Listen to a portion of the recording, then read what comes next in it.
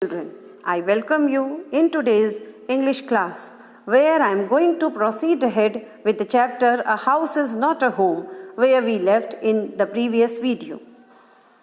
My mom is tow. He quickly took her over to the truck and put an oxygen mask on her. I ran over and hugged her. All those times I ever argued with her and hugged her vanished at the thought of losing her. Now, his mother was brought out from the house by one of the firefighters, and they took her into the car and put one oxygen mask on her. Many times he might have, like any teenager child, argued with his mother, but the moment he realized he was going to lose his mother for all, so he forgot everything, all hatred he had forgotten, whatever he had created in his mind to his mother, everything he had forgotten. She is going to be okay, said the fireman. She just inhaled a little smoke. The fireman said that she must be okay very soon, only she has inhaled some little smoke. This was the problem. And then he ran back to fight the fire while my mother and I sat there dazed. And after that, he had gone inside house to try to extinguish the fire, and me and my mother, meaning the narrator and the mother, kept dazed and puzzled there. I remember watching my house burn down and thinking that there was nothing I could do about it.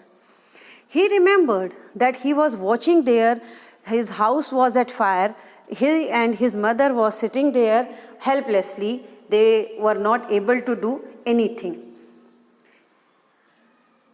5 hours later, the fire was finally out.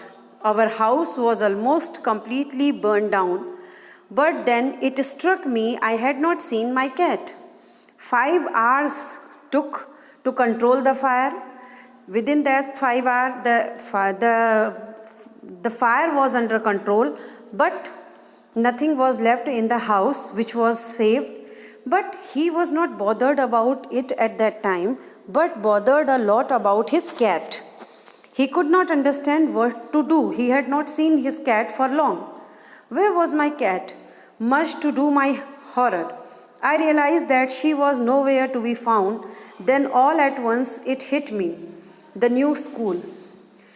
He did not know where his cat has gone, and he was unable to find his cat, and that time he was bothering a lot only about his cat, not about his house.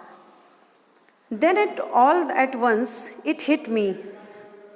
New school, the fire, my cat. I broke down in tears and cried. I was suffering loss big time.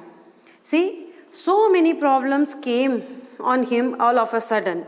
He was remembering his new school. He was remembering his cat, his house that was completely burned. So all these things he was thinking for, that what had happened to him, he was unable to understand what to do now.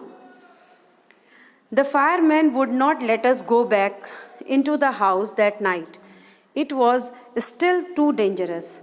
The fireman did not allow them to go into the house that night because still it was very, very dangerous. Dead or alive, I couldn't imagine leaving without knowing about my cat. Regardless, I had to go. He knew it, that it was very dangerous to go in that burnt house as the given warning by the fireman. But he wanted to see his cat, whether dead or alive. He had decided he had to go to see the result.